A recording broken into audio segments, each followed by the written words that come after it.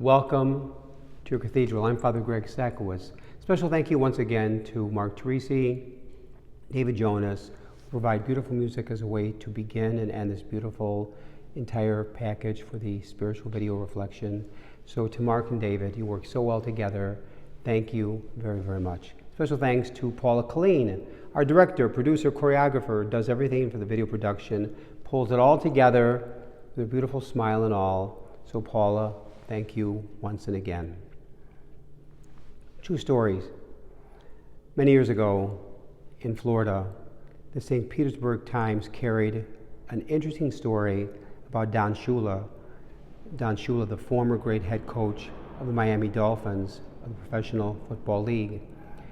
He was vacationing with his family in a small town in northern Maine in the summer of 1973. Remember, Don Shula's Miami Dolphins were undefeated the 72-73 season, 14-0 regular season, 3-0 postseason, Super Bowl 7 champs. To this day, the only team in the history of the NFL to go undefeated regular season and postseason to take a Super Bowl crown. This happened to be Super Bowl 7 in 1973. He was famous, well-known, undefeated champions of the world, Miami Dolphins.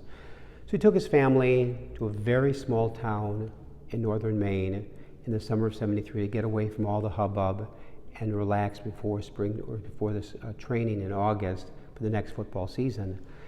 It was one rainy afternoon in a very small town in Maine. So Don Shula, his wife, and 5 children decided to attend a matinee movie in the town's only small theater. When they arrived, the house lights were still on in the theater. There were only 6 people present at the theater showing. When Shula and his family walked in, all 6 people in the theater stood up and gave Don Shula and his family a standing ovation. Don Shula waved and smiled to the 6 people in return. As Don Shula sat down, he turned to his wife and said, "Honey, I can't believe this. We're 1,000 miles away from home, and they're giving me, the head coach of the Miami Dolphins, Super Bowl champs, undefeated, a standing ovation. They must get the Dolphins games on TV way up here, up in a small town in Maine." Then a man in the theater, one of the 6, came up to Don Shula to shake his hand, and Don Shula was beaming. And Shula said to the man, "How did you recognize me all the way up here in Maine?" The man replied, "Mister, I don't have a clue who you are. All I know is that just before you and your family walked in, the theater manager told us that unless 4 more people showed up, we wouldn't have a movie today." True story. Shula has given that talk in his life many times, said he was never so humbled in his life by that experience. We listened in our first reading this weekend from Sirach, the 22nd Sunday in Ordinary Time. "My children, conduct your affairs with humility. Conduct your affairs with humility. You'll be loved more than a giver of gifts. Humble yourself the more, the greater you are, and you will find favor with God." If you know it or not, life has a way of keeping us very humble. We need to be able to not always take life too seriously.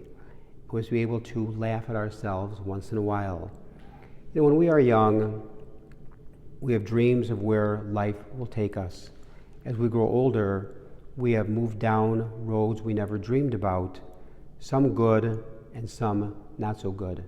That great line I've shared many times from that John Lennon song, "Life is what happened while I was making other plans." Or one guy once said, "When I was young, I had long hair. Now that I'm 70, I'm longing for hair." You know, a real part of humility is focusing on others, not oneself. Walking in their shoes. A real faith in the Lord is coming to realize it's not about me. It's not about you, but rather, how are you doing? How are you doing? And not so much to focus on me, but rather others. To be humble as Christ teaches humility is to see one another as God sees us. Or sometimes we see things much, much too late. In our life, we don't walk alone. The Lord walks with us. In good times and hard times, we can choose to walk alone. The Lord is our strength, our pillar, and our guide. I'm sure many of you have had the experience of walking along the edge of a sea or a lake on a beautiful summer's evening when the moonlight shimmers across the waves. I've done it a few times in my life. It's beautiful. But now, whether you noticed it or not, and this is true, the beam of light reflecting on the water shines directly at our feet. Check it out the next time you're walking along an ocean, a sea, a lake, with the sun beaming down. The reflection of the light's water shines directly on our feet from the moonbeam. It always does. No matter if there are 1 million people walking along the shore, each individual, when they stop and look, see a shaft of light shining on their feet. There's something in the nature of light which makes it so, just as there's something in the nature of God's being that reaches out to us, each one individually. When we stop and look up, the light of His love is radically directed at each one of us, and the dark path ahead is no longer dark. Here's a tremendous one contemporary African catechist who once asked, "Why did God make you?"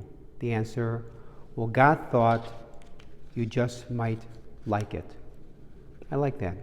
Why did God make you? The answer, well, God thought you just might like it. One contemporary African catechist to that question. That I really like. To every person, there opens a way, a highway, a middle way, a low way. And the higher soul takes the highway. The low soul takes the low way. And in between, on the misty flats, the rest drift to and fro. But to every person, there opens a way, a highway, a middle way, a low way. And every person decides the way their soul shall go. To conclude, we are not put on this earth to see through one another, but rather to see one another through. May God bless all of you. Hard to believe we're approaching the end of August. Take one day at a time. Amen.